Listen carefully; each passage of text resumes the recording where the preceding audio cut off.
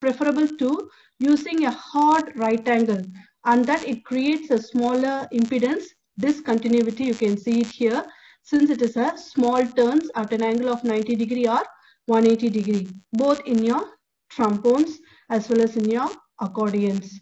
Okay, so whereas when you go for the sawtooth tuning, it is a polygonal area which don't have any smooth bends. You can see the corner, it don't have any smooth bends along the trace.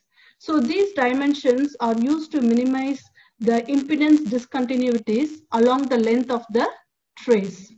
Okay, so here they are great in places where you need to use it, which place where you cannot use your accordion or your trombone. At that locations, you can use this sawtooth tuning, and mainly is for high-speed applications. Okay, so this accordion tuning and the trombone tuning are similar. They are also called as serpentine routing pattern. Okay, so both accordions help you maintain tighter coupling, okay, along the length of the traces. So accordion tuning does not affect the serpentine pattern of, this is the accordion, it does not affect your serpentine pattern or to the side of the trace. Instead, it can be routed along the length of the desired signal trace, making our accordion a better choice than the trombone tuning. Okay, so here to combat the issue of limited space, when you're having the limited space to do the length tuning between the one trace and the other trace, at that time you can go for this sawtooth tuning. Otherwise, you can go for this accordion or the trombone tuning. There is one more new feature we have in when you use the accordion. So you can, when there is a limited space, you can use the control key and you can rotate it to a certain degree of angle to make it more comfortable in the meander length of the tuning. Okay, you can do it. This can be done both for your single-ended nets or the differential pair nets. Okay, so second is about your generic components. So when you go for the generic components, it can be challenging to pick up the right components when working on a new schematic. And many times it is not necessary for the getting a new component for the early stages of development. Okay, so to expedite the process of laying out, the early stages of the design, Altium introduced a concept of using the generic components that is made up of a basic standard generic components which can be quickly placed in the design. Okay, so because it is the early stage, so we can just quickly place the components, and whenever in the late stage or the advanced stage of your design, whole project has been finished. So if you want to change the component, you can easily change it. Okay, you can select all the components which you want to change it, and it can be done in a single step, and it is a very immediate process. Okay, so it also acts as a placeholders that are easily reached by the suitable component. Okay, so they are also, this generic components are also considered as virtual or parametric components. So this component, each generic component will have a unique symbol for easy identification and the replacement. Okay, so these components replace the component properties or set of components of the same time along in the active BOM also.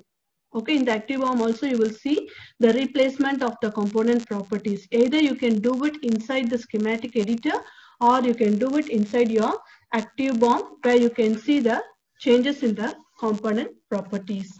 Okay, so this is about your generic components. Then the third one is about your new hotkeys. Okay, so this is for mainly for the enhancement in the 3D mode.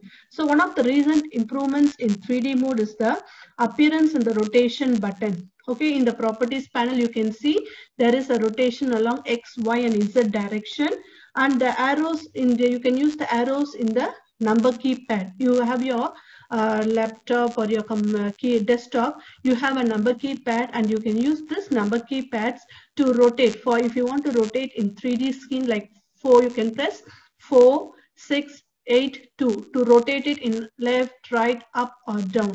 So these you should press only in the number keypad side. Okay, so you can do that. Then if you want to move or do the panning, okay, you will also do the move or panning of your board by using again press only with the control keys. Control 4, control 6, control 8 and control 2 to move left, move right, or move up or move down. Okay, the same thing. Next, how to view it. In the 3D view, we can usually control to view whether in the top view or in the bottom view. You can just press 1 or control 1 to see in the top view or bottom view. Then you can press 3 to view in the left or right view, or then you can press 7 or control 7 to view in the front or back of your board. So all this you can see it under the view tab. Here you can see on the menu bar you have a view menu.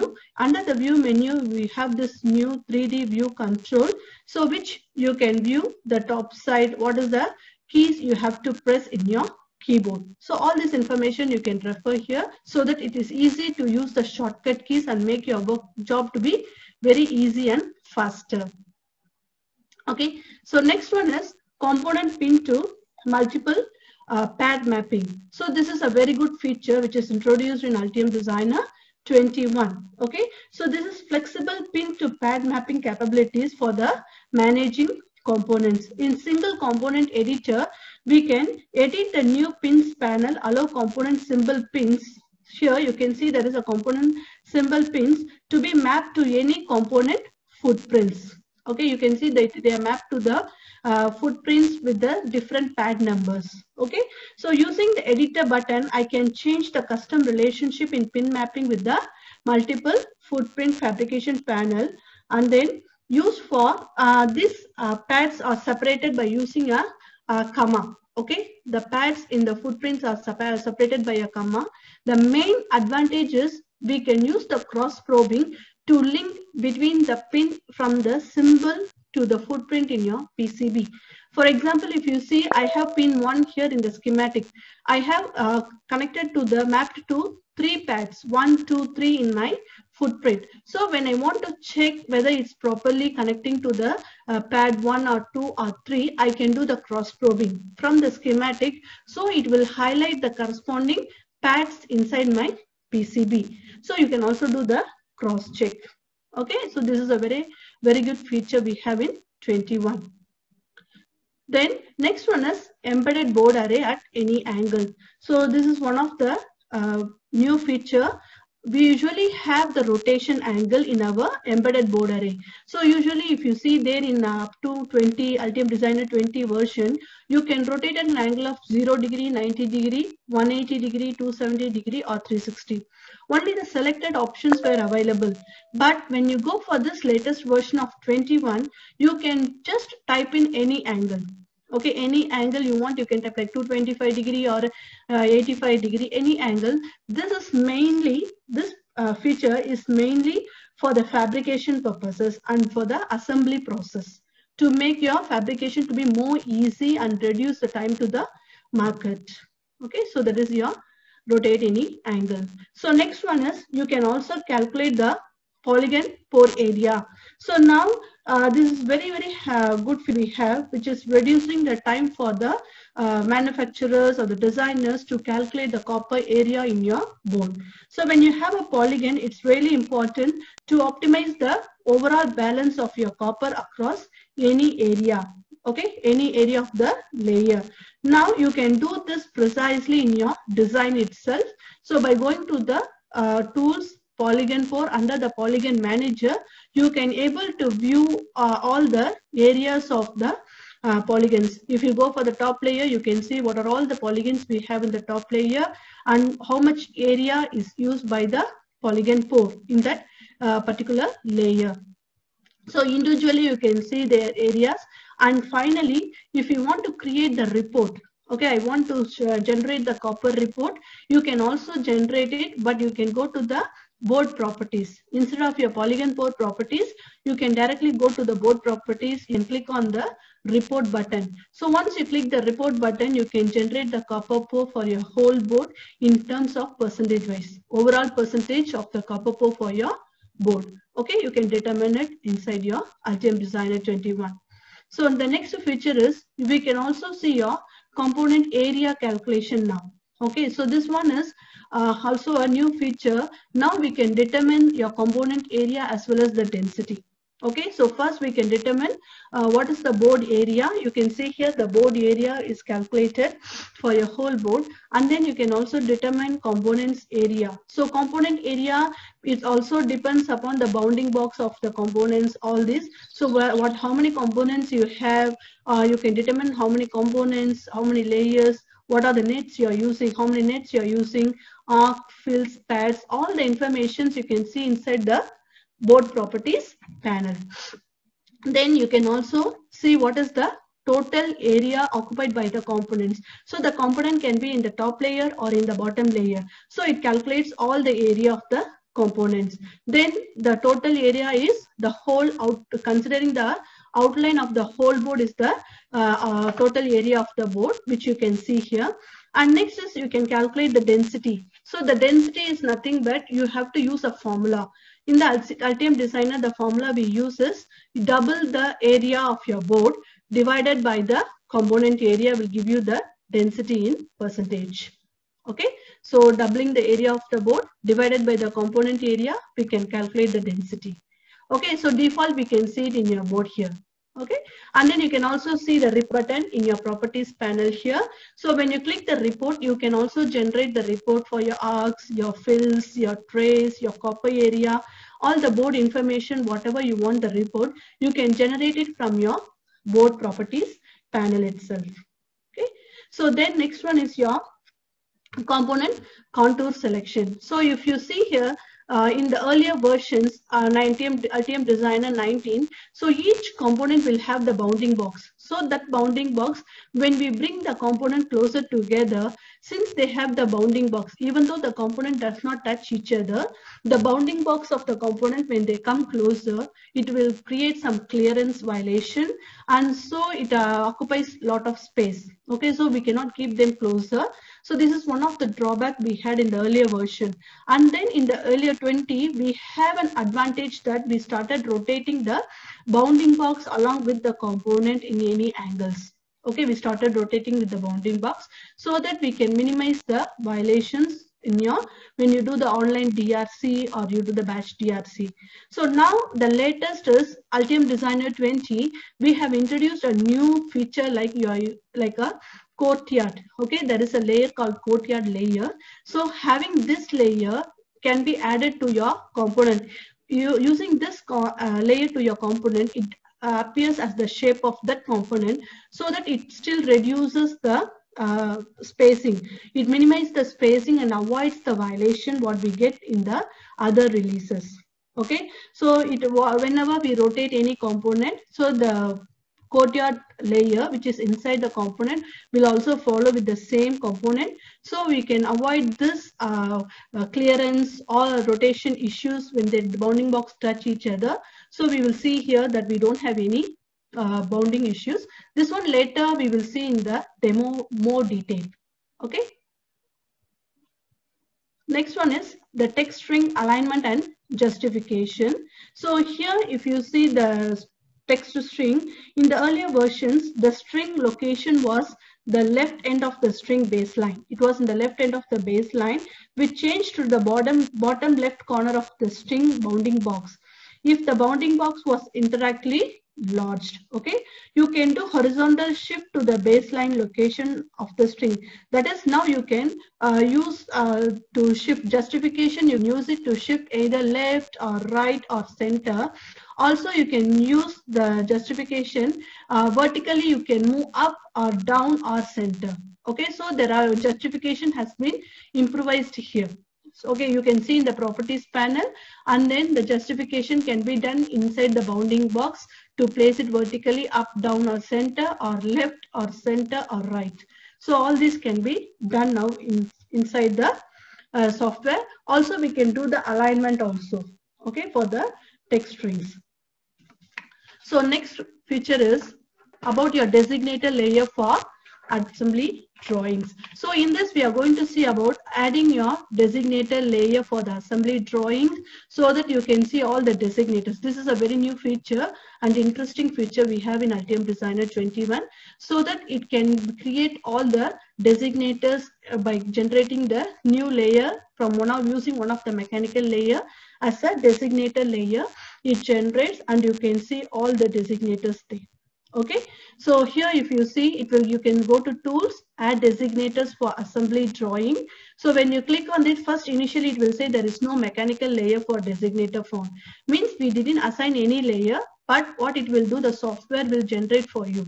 It will automatically generate and then it will name it as a top designator layer or bottom designator layer based on the based on the assembly layer we are using in your project. Okay, so this can be done based on your PCB document. It will generate your top designator layers. If you are going for the library, it will also generate for the footprints also.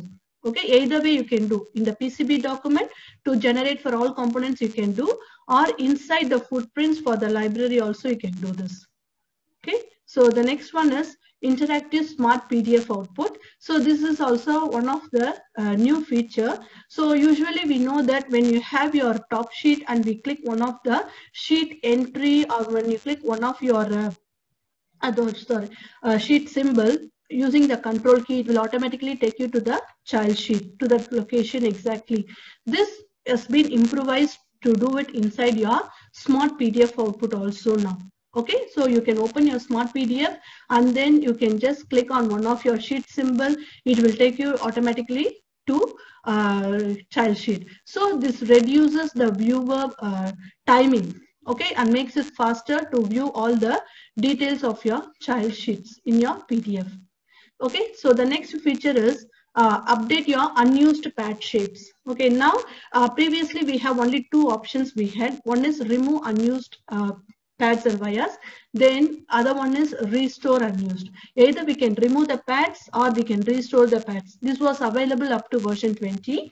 In 21 we have the new feature is we can update the unused pads. So meaning we can update with the pads what we want alone. It's nothing but in adding all the pads. Instead of adding all the pads, we can update only the pads what on. Okay, that is one of the greatest feature we have in the recent. Okay, so when we are adding, what is the advantage is, so when you're adding this the unused pads or removing the unused pads, what will happen, which is not connected to any active conductive patterns of the layer, so it creates it removes the extra capacitance which is created by the pads. Okay, so it can be removed now.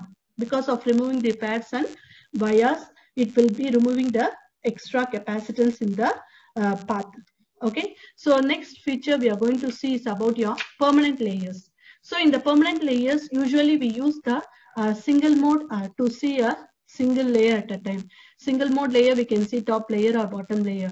But now this permanent layer will allow you to add another layer by using the whole control key, which will be permanently added with that particular layer to see in the single layer mode. That layer what you are adding is also called as reference layer. Okay, so you can do this. Then the next feature is asymmetric strip line impedance calculation. So this feature is mainly here. Normally we know that symmetric strip line impedance calculation, we have two ground planes and your the trace will be the symmetric strip lines we have, and the trace will be at the center. But for this asymmetric strip line, you can have between the two conductive layers, you can add any number of dielectric layers. Okay, there is no limitation like one layer or two layer. They should be balanced. Okay, you can increase the number of dielectric layers and then the thickness of the layers and the dielectric constant of the layers can no need to be same for each layer. Okay, so then be anything, and then the main advantage is the trace can be either in the downwards or it can be in the return path. It can be reversed also. Okay, so these features we have in the new version. It's mainly for high-speed design to calculate your asymmetric strip line impedance calculation. This one we will see in our demonstration more detail. Okay, so finally last one is we are going to see about the simple net assignment. So when you draw a copper bow in your PCB, so for certain area, at that time, if you want to assign one of the nets, there may be hundreds of nets within that area. You don't know which one to assign from your properties panel. You have to click the arrow mark, and then we need to choose which net you want to assign for the particular copper area. So instead of doing that, we can just click on this pipette. Here, when you click on the pipette, automatically a small crosshair will come, and so that you can see this, there is a small green crosshair here. So you can go within that area and select any of the electrical object like your nets, your pads, or anything. So automatically that net will be highlighted here. So this copper pole will be all following the particular highlighted net. Okay, so it is very easy and fast to assign the nets for the copper pole now. Okay, so now we will go for the demonstration. So first let me go for, okay, first we are going to see about the length tuning. So to do the length tuning, so let me go for, okay.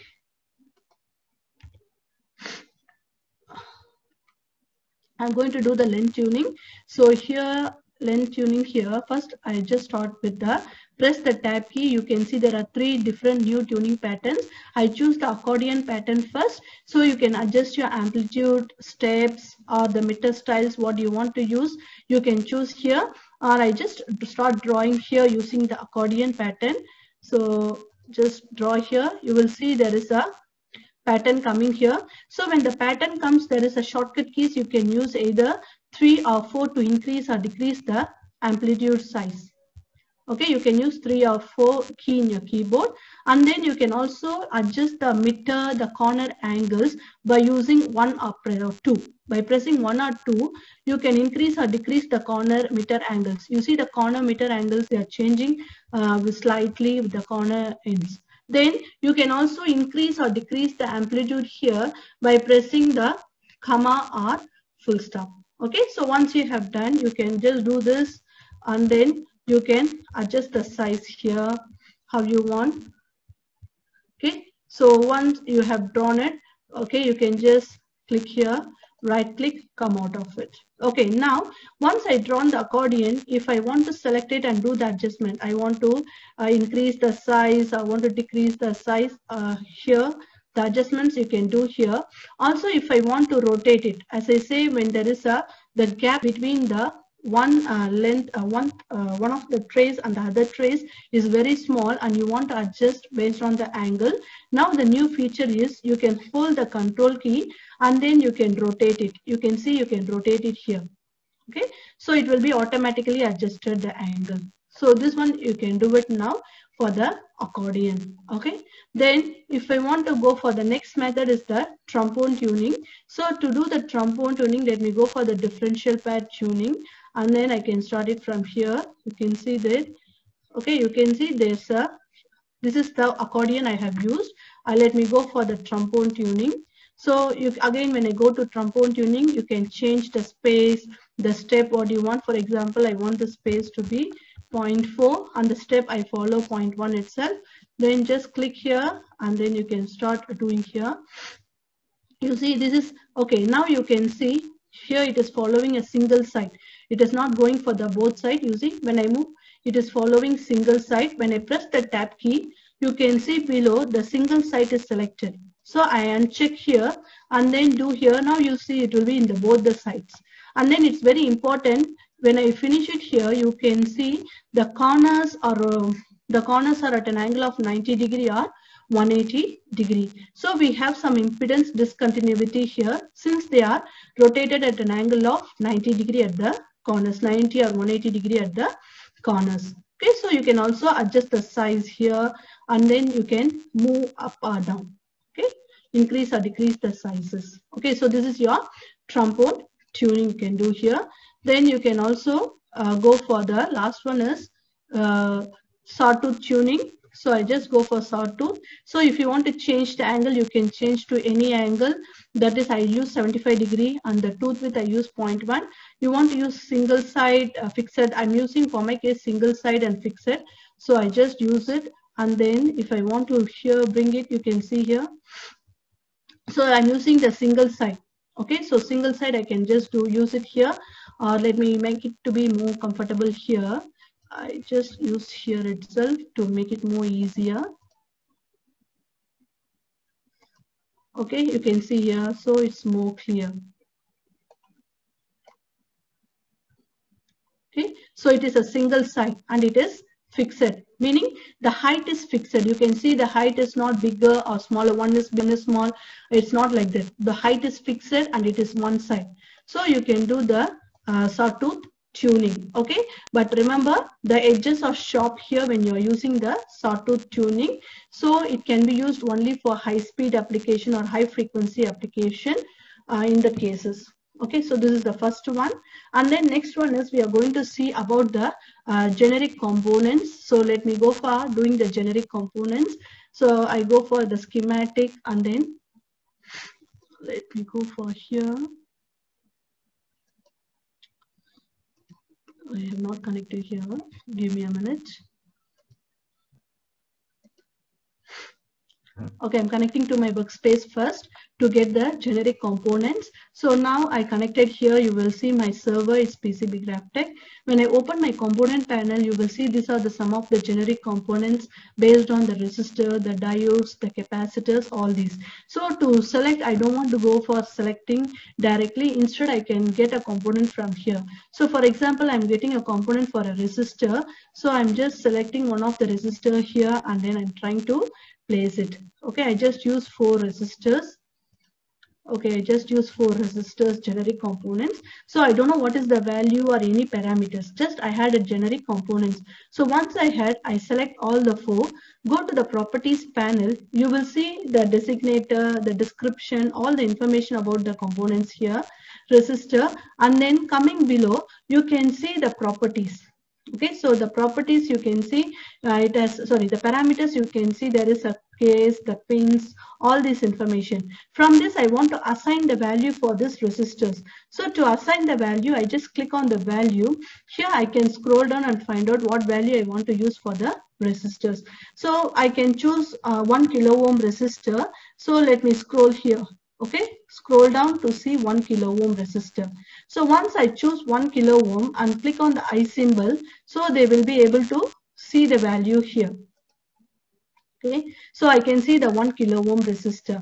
So you can add in like that. Then if in the later stage, as I told you, the generic components can be added at any stage, earlier basic stage, standard, or the advanced stage. So when I add it as a draft standard stage, in the later as an advanced stage, I want to edit the components or I want to change the component, you can go to the design item ID and then you can click here to get your components which is specific for that particular 1 kilo ohm resistor. It automatically selected 1 kilo ohm resistors alone. So you can choose which resistor you want to use it for the advanced stage of the design. Okay, so this is one method of selection. I'm not going to use this method. Instead, what I'm going to do, I'm going to generate the component parameters directly from the ActiveBOM. Okay, so I'm going to use it generate from the ActiveBOM and then see that parameter properties here. Okay, so to do that, first I'm going to give the annotation for this component. So I just go to tools, annotation, then annotate schematic quietly. So the numbering has been done. So once it is done, let me open my ActiveBOM. Okay, so ActiveBOM, you will see the resistors here. What I have added there is, you can see R31, 32, 33. So these are the resistors, 4 resistors I have added. So now you see that there is no manufacturer details, manufacturer part number, all these not available. So to bring in the advanced stage to add the new component, to change the component, we can just right click and go for the operation, change the resistor 1 kilo ohm. Okay, so once you go and change here, it will highlight, show you what are all the resistors related to 1K we have. Okay, so from this you can choose which resistor you want to use. So for example, let me choose this resistor and then click OK. So when you add that, automatically it will show you the parameters, the old parameters to be removed and changed to the new parameters for the particular resistor. So the replacement of the 4 parts. So I do the validate changes, execute changes. It's very important to do this, then close. So all the changes of the component is done. Now you will see the component here R31, 32. You can see the manufacturer, the part number, product volume, production, all the information. Also, you can see the supplier information below for that component. So once you have done the changes here, you can go to the schematic sheet and then see whether these parameters are updated for your component or not. Okay, so we go to the component, just double click on one of the component. You will be able to see the properties. You see here, the description, all the parameters of the component has been updated. Okay, so this is how you can update it directly by changing the component from your ActiveBomb. Okay, so this is about your generic components. Then next we are going to see about your component pin to pads mapping. How to do the component pins to pad mapping. So let me add a component and show you how to do that. So going to the component panel, and then I'm going to search for a component called pad 54. Okay, I'm going to search for a component. So going to do the component pin to pads mapping. So right click, let me place the component here. Okay, when I'm placing, you can see at the input side it is pin 1 and the output side I have pin 2 and 3. So I need to edit this component because the component pin to pad mapping, how it is done. Let me show you how this works. So go to the component panel, right click on that particular component. You can go for edit option. So when you go for edit, you will be able to see the single component editor. This is called the single component editor inside our server. So you will see the name, the description, the parameters of the component, and then you can see the symbol 1, 3. So I have 2 footprints here. I want to do the mapping. You can see I have only 2 pins. But if you see the footprints, I have 3 pads. So what happened, I can use the short circuit of the 2 pads in the 2 cases. And then I can use 1, 2, 3 or 1, 2, 3, anything. Okay, it's based on the designer usage. So to do the pin mapping, you can press on pin mapping here. Edit pin mapping here. So automatically you will see the information. So first one is the name is A and the pin is 1. So when you go for the name A, the first one, the pin is 1 here and it is a passive pin. This is the first footprint followed by this. Okay, so I'm giving 1 for the pin designator 1 is connected to pad 1. Okay, that is pad 1 here. And then the pin 3 of the symbol is connected to 2 and 3rd pad. Okay, these 2 short circuited and connected to this pin here. Okay, this can be easily identified in your PCB by using the cross probing. Okay, same thing when I go for the second one, NXP, this is _N. So 2 models I'm using. So in this case, again, the pin designator is 1. For pin designator 1, the input pin will be replaced, connected to the pads 2 and 3. So 2 and 3 will be mapped here. And then the pin 3 will be mapped to pin 1. Okay, that is pad 1. Okay, so we'll see how it works inside the schematic sheet. I just closed it. So let me open the schematic sheet and then show you here. I just closed this editor.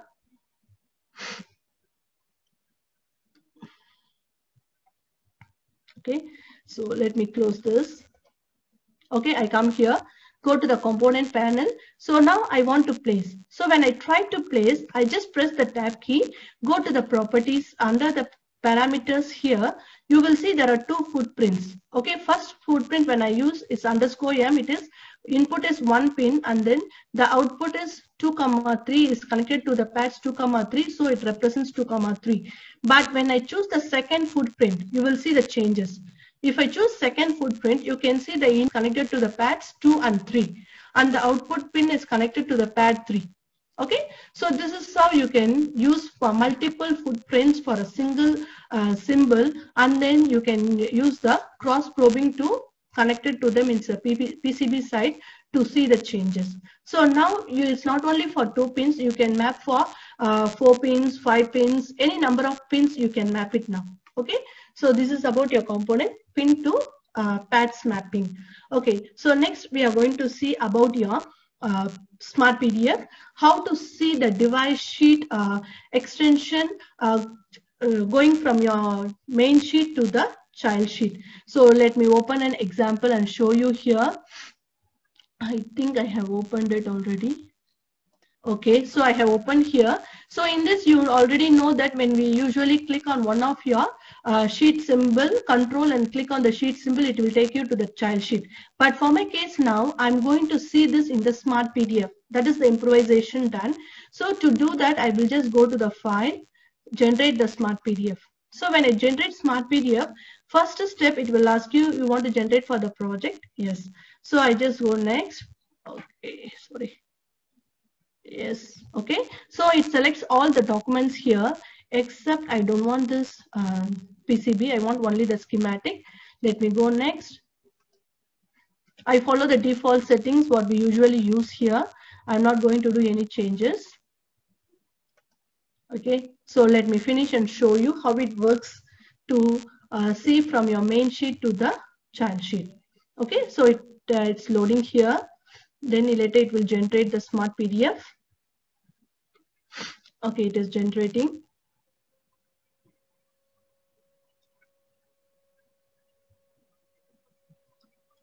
Okay. Yeah. So now you can see here the Smart PDF has been generated from the main sheet. You can see all the child sheets here. So now let me zoom in. I want to see this. Go to this child sheet of UDDR4. Okay, hold the control key and click on it. It will take you to that child sheet. Okay, so meaning it is very fast for the viewer to take view of their child sheets directly in the Smart PDF now. In similar, what you see inside the software can do it inside the Smart PDF also. So same thing, not only for the sheet symbol, you can also do for the harness, you can do for the sheet entries, all it will take you to that particular sheet. For example, if I click here, it will also take you to the sheet here. Okay, so this is about your Smart PDF, making your viewer to be very fast and easy. Now, let me go to the software, and then we are going to see about the 3D control. Okay, 3D view control about your board. Okay, so here under the view, you can see there is a 3D view control. This is what I was talking as a new feature which makes you to work faster using shortcut keys very faster by using the number keys in the keyboard. Okay, so here you can see the top side means number one, bottom side control number one, all these here. So instead of using go and click one by one, I'm going to use the shortcut keys, okay, to show you how it works more faster and easier. So first let me press in my number keypad, I just press 1, so it is in the top view. So when I press the control 1, you see it is in the bottom view. Okay, that is your control 1. So when I press 7, 7 is for front view. Okay, so control 7 is for back view. Okay, then this is the next we are going to see about the left view and the right view. So left view is you can press 3. So 3 left view, control 3 is your right view. Okay, so this is about your views. So next, how to rotate your board. So let me press 0, bring it first.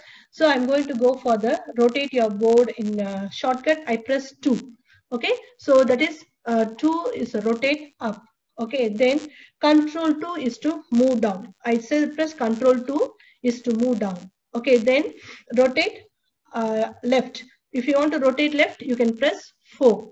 Okay, rotate left. So control 4 will be moving to the left. Okay, then 6, rotate right. So control 6 is moving to the right. Then you can press 8 to move, rotate up. Okay, then control 8 is to move up. So these are all the shortcut keys using the number keypads. You can use it to rotate and view. Rotate it, pan it, and then you can see different angles of your 3D board. Okay, so this is very easy now to use it. And then next step, we are going to see about your how to see the let me open my board. Okay, now I'm going to see how to remove the unused pads. Okay, so I have an example board here to show you how to remove the unused pad. Let me select one pad here. So I just select this pad. I'm going to show the properties first. So going to the properties, you see all the wires are placed. Okay, each layer has their own wires here in the particular.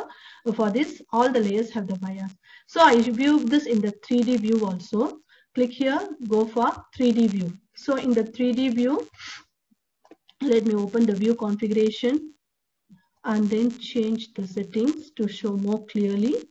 Okay, so you can see here all the layers, you have the wires here. Okay, so the pad, you have all the wires in each layers you have here. Okay, so now what I'm going to do is I'm going to remove this unused wires. Okay, to reduce the capacitance. Okay, reduce the effect of the capacitance through the path. I'm going to remove the unused wires. So what I just go do is I select this pad and then go to tools. Here you will see there is remove unused pad shapes. So click on it. You can see now there is wires, pads, both. I'm going to use both option. Then I'm going to remove the unused option. Then selected only, because I have selected one pad. So I'm going to apply it for the selected and then click OK. So it will do it for me. You can see below, performing the online DRC check whether I'm deleting any wires which is connected to the layers or not. So once it is done, finish. Now let me go for the 3D view. You see in the 3D view, unused, the pads are all removed here. There is no unused pads. Okay, so this is a very good feature we have. It removes the unused pads so that it reduces the capacitance and it will increase the drilling effect for your board layers. Okay, so now I just double click on the wire and then see in the properties panel, you see there is no other wires, unused wires are all removed here. Okay, they're all removed here. So next what I'm going to show in the new feature is I'm going to select this particular net here and then I'm going to change it to the layer. Okay, so change to the layer and see how the unused pads are updated. Okay, update the unused pads we are going to see. So let me change this to layer 4. Okay, so I change to layer 4 and then I'm going to update the pads. Okay, I changed it. So I'm going to go for the update the pads here. So let me select it and then go for tools, remove unused pads wires, and then I'm going to update the unused. Okay, so click OK. So once it is done, you will be seeing the changes from the 9th layer. The routing has been shifted to 4th layer. Okay, let me show you in the 3D view. Okay, now you see previously the connection was in the 9th layer. Now the connection goes to the 4th layer. Okay, it now no more 9th layer, the wires are not present because it is removed, because that pad is not, that is unused here, and now the 4th layer is used, the 4th layer wire is used, so it is connected to the 4th layer wire. Okay, same thing if I click on this pad and then I go for the properties panel, and then you will see there is no the wires in the 9th layer. Okay, it is removed automatically. Okay, so this is how you can do it. And then next thing, in the same layer, I want to create a polygon pore. In one of the layers, I want to create a polygon pore and assign a net. Okay, for example, I select this layer for internal 3 ground layer. Let me draw the polygon pore for this layer. So just right click, go to place, polygon pore. So I'm going to draw here. So to draw shift, I'm using the 90 degree. Okay. Okay, I'm just drawing a polygon pore across this pad. Okay, so right click, come out of it. When I double click to open the properties, you will see it is not connected to no net. Okay, so I need to search which net I need to connect it. I need to search. So now I have a new option is I can click on this pipette. So this is called the pipette, will help me to assign the net. So when I click on this small, the pen symbol, automatically the crosshair come out. I can click on any electrical objects within this polygon pore so that the polygon pore will be done based on that particular selected electrical object. Okay, the net followed by that object. Okay, so now I have a pad here. This is a ground pad. So if I left click on this, automatically the polygon pore will be assigned to this area, will be assigned connected to the ground net. Okay, I just click on this, go to the properties panel. Our very important thing, I need to repore off. Okay, so when I repore it, you will see the pad is directly connected to the polygon pore, which is connected to the ground net. So now we no need to choose one by one where is the net, which net I'm going to use. So just using this symbol, it will automatically assign the net and help me to choose here. Okay, so we have done this. So next step is we are going to see how to see the permanent layer. So let me choose my top layer. Okay, initially we see go for the view configuration. Initially we see layers. First let me click on the top layer here, and then I'm in the top layer. I want to go for the single layer mode. So Shift S to go for the single layer mode. So now I just see only the top layer information. I'm in the single layer mode. Okay, so Control S, come back. So now I want to have a reference layer, okay, to make it as a permanent layer and see along with the top layer in a single layer mode. So to do that, you can hold the Control key and you can select the layer which you want to see together. Okay, for example, I want to see this internal 2 internal 3 ground. This layer I want to see together with my top layer. So hold the Control key and click. Okay, when you hold the Control key and click, it becomes the permanent layer and it acts as a reference along for the top layer. So now I go for the Shift S to see inside my screen. So Shift S, you see, when I press Shift S for the single layer mode, now I can see that particular layer also along with the top layer. Okay, so it acts as a reference along with the top layer and it will be a permanent layer. Okay, so this is how it is highlighted in your view configuration that acts as a permanent layer. Again, Shift S to bring your all the components back. Okay, so now the next step is I'm going to do the polygon pour to calculate see the overall polygon for my board. So to see the overall polygon, you can go to Tools, Polygon pour, then restore the polygons first. Now to see the polygon for my board, just click on one of the polygon and let me click on the whole polygon here, open the properties. You will see that it is connected to the net, the polygon, and it's in the top layer and the area of the polygon is this much is the area of the copper. Okay, so you can see one by one like this, or if you want to see all the copper pour, whatever the copper pour we have in my board, I want to see it. You can go to Tools, Polygon pour, Polygon Manager. Okay, go here. You will be able to see all the polygons here. Okay, top ground, top here in the top layer wise you will see. In the top layer you have top ground, what is the area of the copper, then top A10. So individually you can see one by one here. So the location you can see it here and what is the area of the polygon, all you can see one by one. Okay, not only for the top layer, other layers also you can see here. By selecting you can see the polygons. Okay, individually you can see one by one. Okay, so you can see all the layers they have copper along with the copper area inside the particular layer. So next I want to generate the report. Okay, to generate the report for this copper, I can go to the board properties panel. Inside the board properties panel, you will see what board information like what is the horizontal size, vertical size, total area of your board, then the component area. The density you can calculate it by twice of your area of the board. That is considering the board outline. Okay, that is the total area. So twice the doubling the area. Okay, doubling the area divided by your component area will give you the density of your board. Okay, now you can calculate using the formula. Then total number of components, which is for your top as well as bottom considered. You can see all the informations in your board properties. Also, you can see how many layers you have, signal layers, then the nets information, all the arcs, fills, pads, all the informations you can see here. So following, you can also generate the report. Okay, so when you click on the report, I want to generate the copper area. Okay, you can generate the other layer information, layer pair. Then you want to generate about your arcs, arc radius, trace width, all you can generate it as a report. Okay, for my case, I'm going to generate the copper area. So when I click on the report, the HTML report will be generated and then it will give you the whole board information. You see, this is your HTML report, the date, the time, then the file name, and then you can see the copper area, what is the layer, then in terms of square inches, square mm, then the percentage of the layer occupied by the copper. So all the information, then the total area. Okay, you can see the total area here. So this is how you can determine the report from the board. Okay, calculate a copper area for the whole board.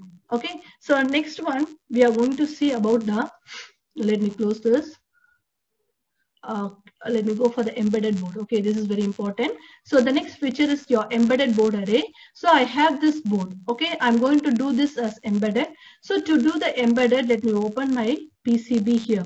Okay, I just opened the PCB sheet. So for this, I'm going to do the embedded for the particular embedded board array. So go for place, then go for your embedded board array, and then to bring it here, I just press the tab key. Then you can see I have already bring here, or you can click on the arrow mark.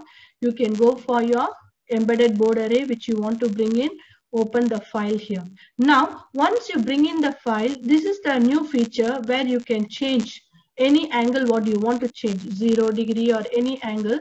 When you click the 0 degree anything, you just try to place one. Okay, so once, yeah, because I changed the stack up here, so it is showing that information. So later I will change that. Okay, so now if I want to rotate it, I want to place the second stack up and I want to rotate it, I can use the tab key. Now I can change to any angle. So 2 to 5 or any angle, now you can rotate it and you can just place it. So this is mainly for the manufacturer comfortable, for the fabrication purpose and the assembly process. Now you can type in any angle and then you can place it here. Okay, so this is about your embedded board array. Okay, so I just remove this now. Okay, so the next feature what we are going to see is I'm going to do the contour, contour selection by using the courtyard layer. So I go for my library. Inside my library, I have your courtyard library here, and then I have a component generated. I generated a small capacitor. So with the two pads, through hole pads, I generated a capacitor and I want to place it.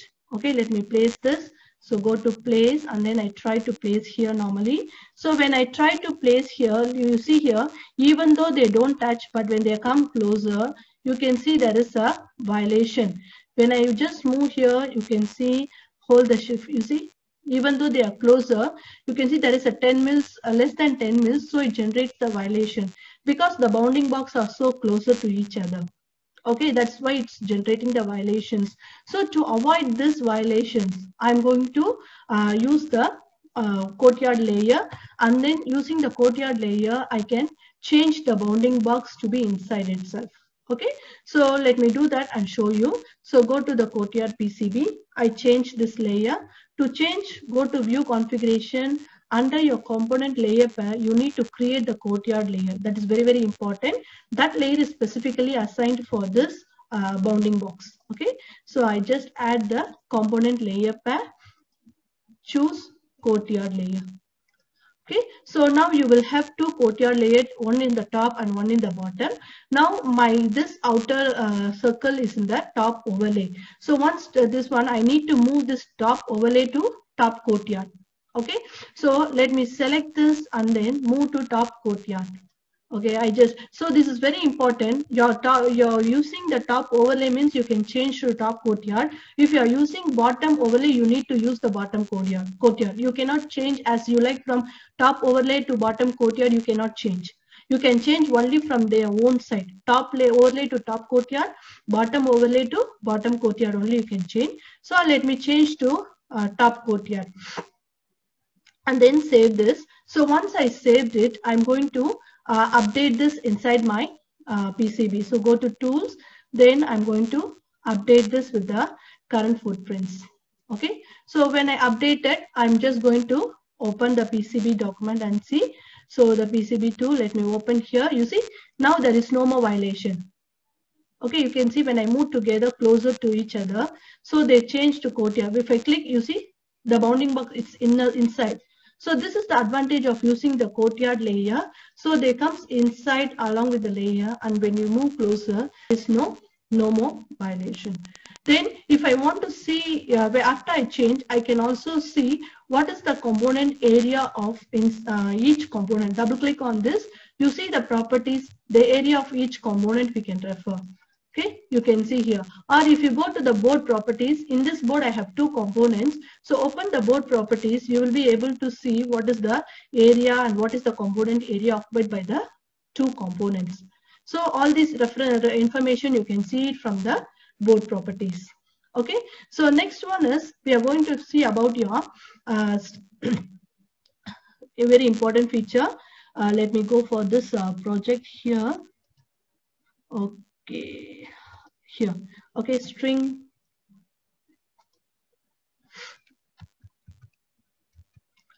Okay, here I'm going to add the designator layer for my assembly layer. Okay, how to add the designator layer for my assembly layers. So to add, we can go for the tools and then add designators for the assembly drawing. So just click on add designators. First, initially when you click, it will say no mechanical layers for designator type form. Would you like to add? Yes. So it will, when I click yes, it will automatically generate for me. I no need to draw by myself, it will generate. So you see 1046 the assembly component designators were added. So I just click OK. Once you do that, in the bottom you can see that top assembly layer will be here. You can see the top designator layer is been generated. Top designator and bottom designator is generated. So keeping top designator layer as an active layer, change to single layer mode. You can see that all the designators for the assembly process. You can see the designators. Okay. You can adjust the designators from here. Click on one of the designators, right click. You can go for find similar object. You will see here string type, and then you can choose the strings from the top designators. You can choose and then apply, then OK. Now all the designators selected from the top designator layer. Now you can adjust the text height, what height you want. For example, I want to change to 1, and then I want to change your stroke width to 0.1. You can change it off. Okay, so all you can change it. Then shift S to change the layers. Shift C. Okay. Okay, so you can change it like this. Then similar way, if you want to add the string, okay, for example, I want to add the string here. So you can add the string by sorry, let me go to the top layer and then show you more clearly. Okay, make top layer to be active. So add the string. So when you want to add the string, please see here the very important, this is the new improvements in the 21. You can see the justification. So the justification, the string is in the left side here, and then if I want to move it to the center, you can click the center. So when I click the center, the string what you're typing will comes to the center of the bounding box. Then if you want to move to the left, you can click on the left, or you can move it to the below the justification, or the center, or in the top, all in the vertical alignment alone. If you want to do it, you can just do this. Okay, so now for example, let me place the string here, and then if I want to, I just placed it. Now I need to align all this. So you can just select one of the string, and then you can just do the select it. You can just increase the size, and then if you see you want to adjust the size here, again you can see you can adjust to left, center, or the right. So all these adjustments you can do it here, or you can also select all these and align it. Select all these 3 and then right click. You can go for alignment. So align based on the top, you can align it. Then if you want to, because my size, it depends upon the bounding size, so it goes on the top based on the bounding size here. And then if you want to align it in the distribute horizontal distance, also you can do this. Let me select all the string, right click, align. Then I want to distribute them horizontally, so they will be distributed horizontally. So you can select all the strings and then align the distance between them also. So this is your string alignments. You can do it. Okay, so last one feature I want to show is about your asymmetric impedance calculation. So let me open that asymmetric impedance calculation PCB. So I just go to this PCB here, go to the design layer stack manager. This is a very good, huge improvements have been done in this layer stack. So I'm using a 6 layer stack, and then between the top layer I have the dielectrics. You can see there is a dielectrics here, and then the very important thing is if I choose the impedance profile. select the impedance profile, and then if I go to this second mid layer, and then I want to assign the reference layer for this mid layer 3 here, I need to choose here which should be the reference layer, that is from where to where. Okay, I need to choose the reference. If I choose the VCC as reference, then I just go and click here. You will see it will automatically calculate the width of that particular what should be the width of the trace will be calculated from the layer 2 to layer 5. That's very, very important. And then it's very, very good feature is you can see the dielectric layers. Between the conductors, I have different dielectric layers. Each dielectric layer have their own thickness and own dielectric constant. It's very important. They have their own dielectric constants here, and you can also invert the traces. Okay, if you want to invert the traces, you can invert the traces. This is a very good feature we have in the latest version for high-speed design in the asymmetric strip line impedance calculation. Okay, so this is about your impedance calculation. I think I have completed all. Okay, thank you very much for attending the webinar. Okay, I will stop sharing. We will see in the next webinar. Thank you very much. See you all in the next webinar.